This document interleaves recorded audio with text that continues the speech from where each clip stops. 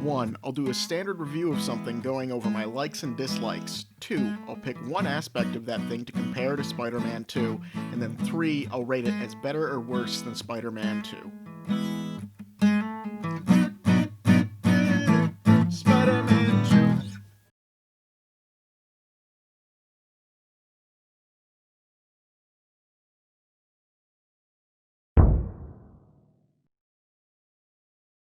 Spider-Man PS4 was considered one of the greatest PS4 exclusives. My friend ended up buying me a PS4 because I'm PS poor. Don't take the PS4 back, but I knew immediately I wanted to get Spider-Man PS4. This is after having played through it once on a friend's PS4 and watching a full Let's Play of it before that.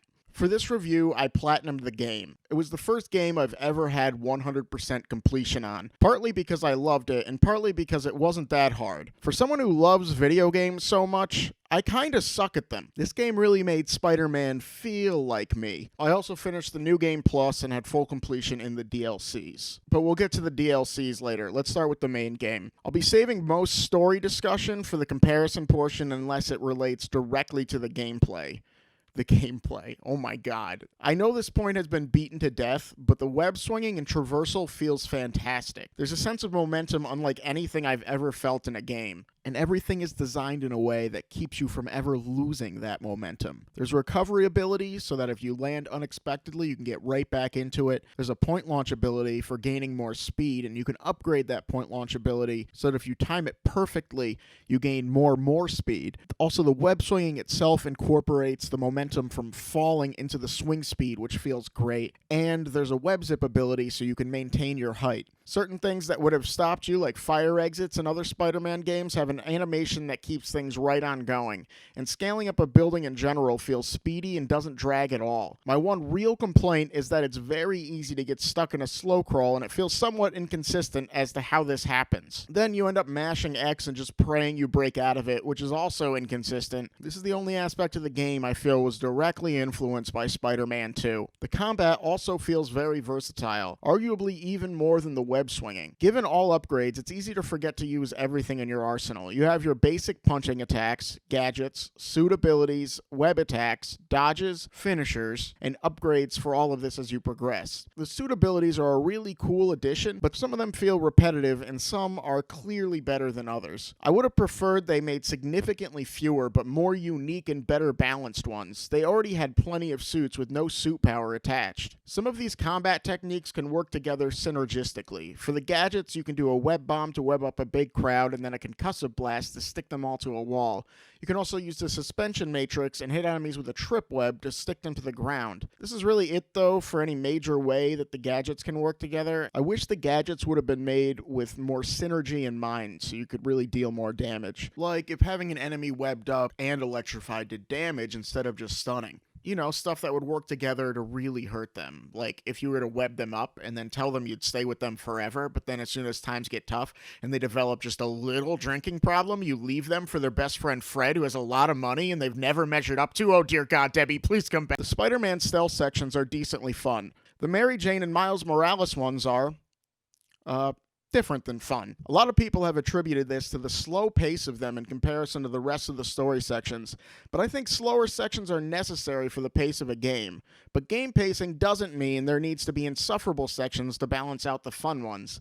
I didn't pick up the game like, oh boy, I hope they break up the Spider-Man parts with sections where I just hide like I would in real life. Pacing means a slowed down feel if the game is generally fast-paced. The actual main issue is lack of options. The primary combat is so much fun and so engaging because there are so many different possibilities in how you can handle any given situation. The Spider-Man stealth sections are less fun because there are less options.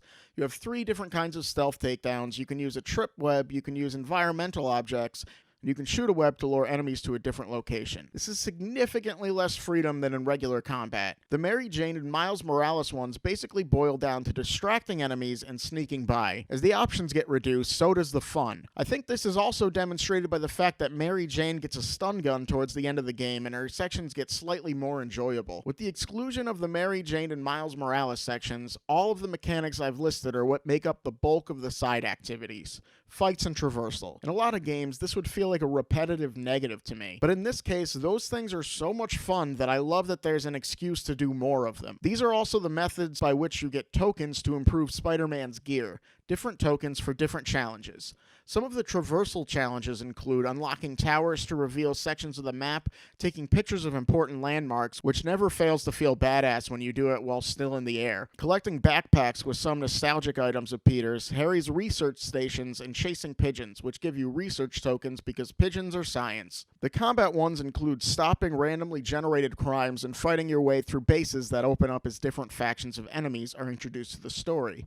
There are a ton of both of these. There are more armed criminals in this city than there are normal people, which finally answers the age-old gun debate question, and yes, the only way to stop a bad guy with a gun is with a man who has been bitten by a radioactive spider changing his DNA to make him strong and sticky somehow, but he's also smart enough to make web shooters and various other gadgets, and he has a relatable personal life. It is our human right to be bitten by radioactive animals. The bases at first are just the Fisk hideouts, as you put Fisk behind bars as the first story mission. Then the Mr. Negative-led demon warehouses, followed by the prisoner camps after the prisoners are released, and finally the Sable outposts after Sable begins targeting Spider-Man. Side missions and Taskmaster challenges are a combination of both combat and traversal. I'm genuinely glad Insomniac chose to prioritize perfecting the actual game mechanics over making super interesting side activities, as it made for a much better experience than it would have had they invested the resources the opposite way. My one complaint with how they're handled is how there's areas in the story where you are forced to go on patrol and do these side activities before the next story mission. I was doing all the side activities as I went, so most of the time when it wanted me to do this, I had already finished most, if not all of them, and I just ended up having to swing around aimlessly for a bit. Boss fights are another large component of this game, and they are sort of hit or miss. The developers seem like they were in a difficult position with this one, because they made a fantastic combat system for fighting hordes of enemies,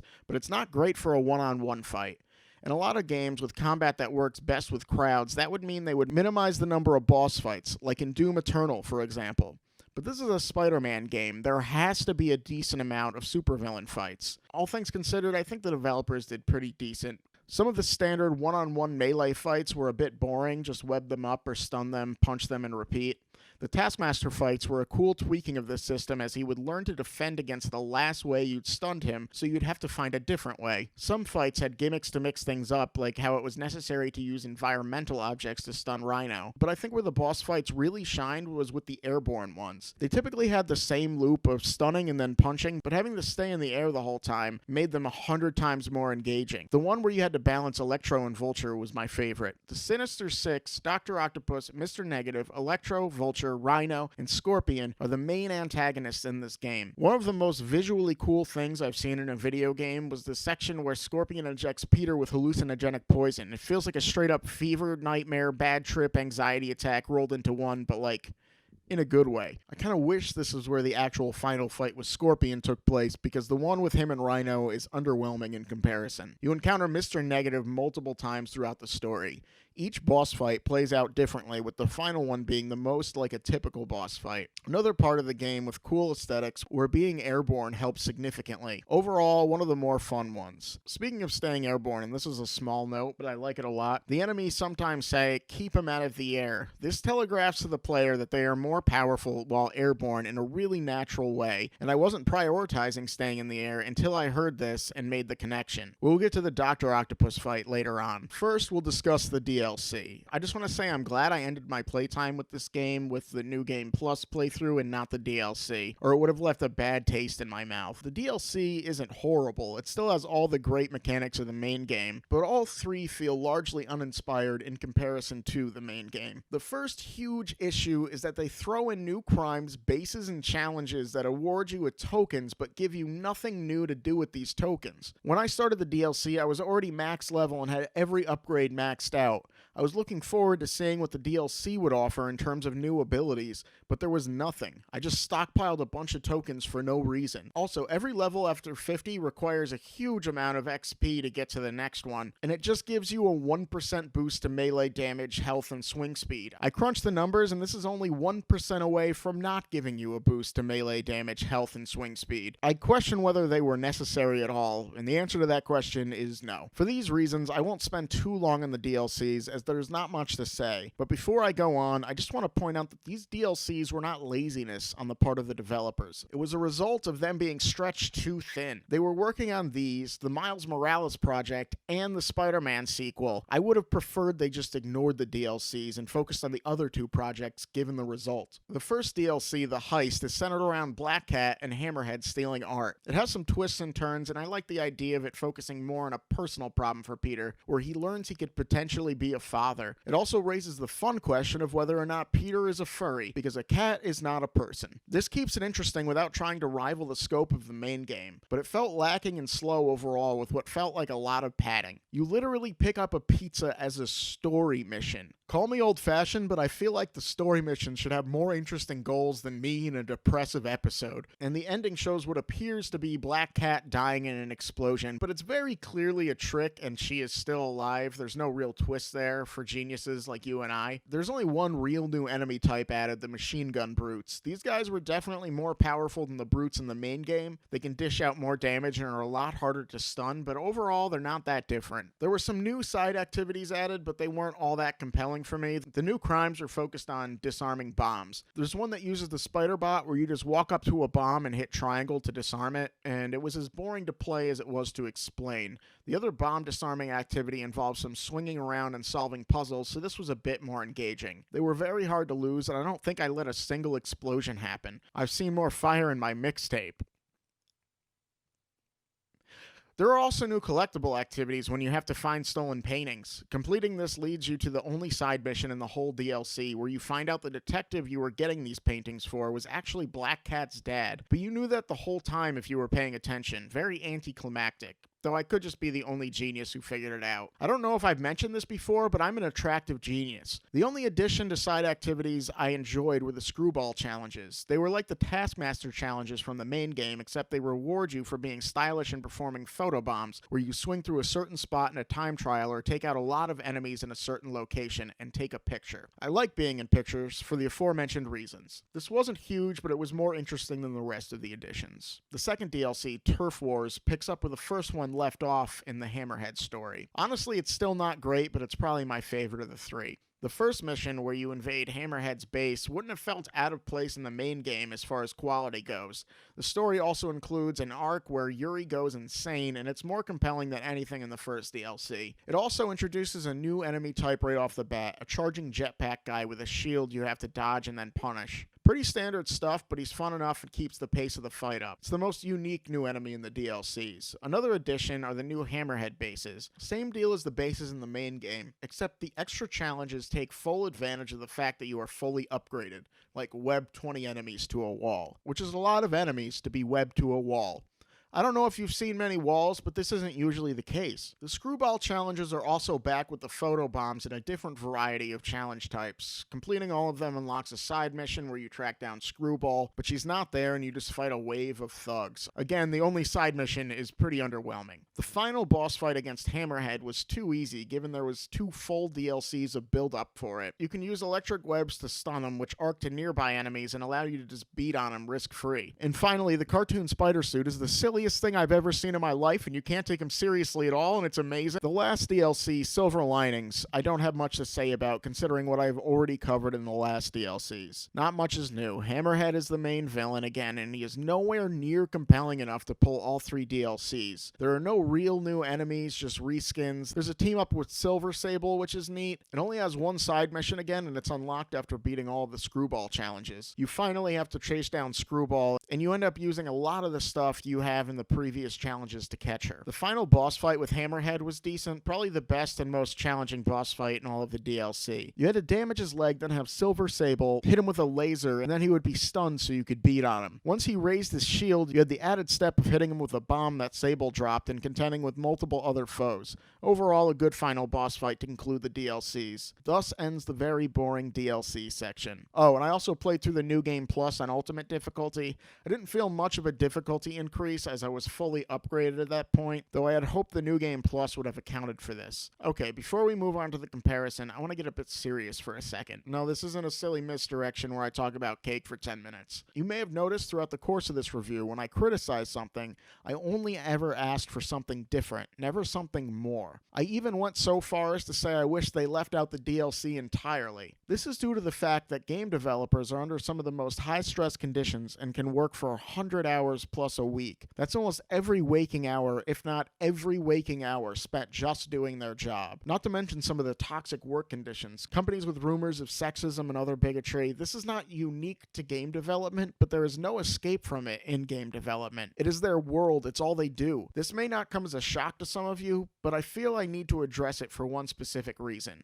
It seems as if game critics feed into this culture. I'm not saying we shouldn't be critical of games. Quite the contrary. We need to have more effective criticisms.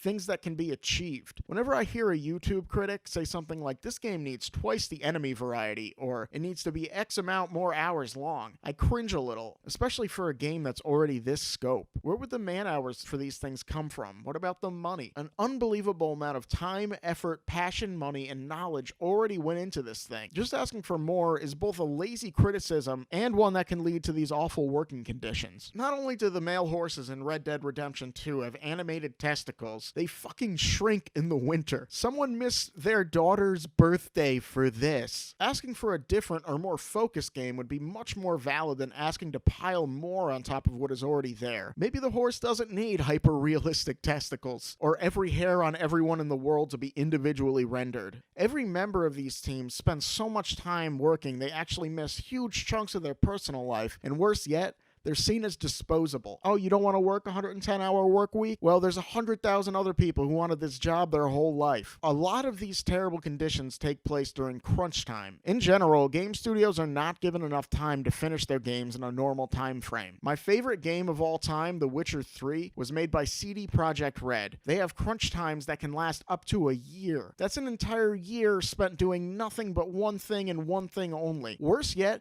they are based in Poland, and Poland doesn't even pay their game designers well. I sometimes feel genuine guilt loving The Witcher 3 as much as I do, or being as absurdly excited as I am for Cyberpunk 2077. This may seem like evidence that crunch time results in great games, which is partially true. The long hours likely were a contributing factor in the success of these games. However, it has also been reported that CD Projekt Red's management is awful. Workers would frequently get contradictory instructions and ultimately waste an incredible amount of time because of it. The Witcher 3 was great because of the talent of the developers. A lot of that time was wasted due to the lack of organization of those above them. It's entirely possible we would have gotten the same game, maybe even a better one, without these awful work conditions. Okay, now that that's out of the way, let's make fun of Spider-Man 2.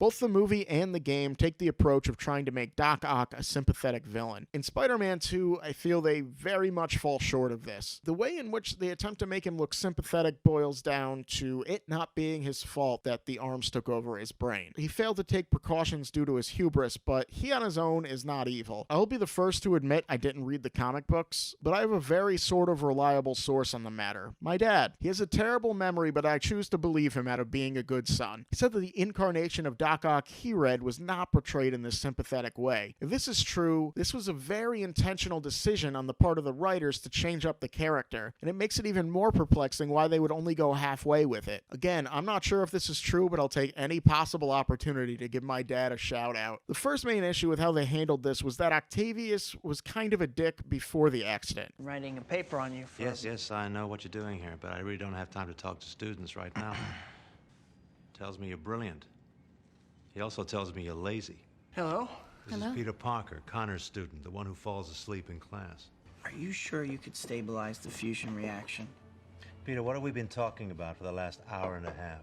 It is a bit of a far cry from the octopus Hitler he became, but it made the transformation less dramatic than it could have been. This was not remotely the case in Spider-Man PS4. He was a genuinely good person, and the circumstances of how he ended up with the arms further cement the sympathetic feel of the character. It was much easier to understand how someone in his position would reach this level of desperation. As I discussed in the last video, the Doc Ock in Spider-Man 2 inexplicably gave the arms an evil personality he needed a chip to suppress because the plot came to him in a dream in demanded it. The chip is destroyed during the demonstration, and then boom, they take over his mind. In Spider-Man PS4, Octavius has a degenerative brain disorder that will cause him to completely lose control of his muscles over time. He then rushes the production of the arms out of panic and starts using them before they are ready. They erode his brain and distort his personality because they weren't yet properly tested to be used on a human being. This both makes more sense and is much more effective at making us feel for a character despite his horrible actions. Also, the arms can juggle. Another way in which Spider-Man 2 half-assed this approach is that they only sort of give him a personal relationship with Peter. Not having a personal connection with Peter would be fine, but if you are going to do that to create a greater tension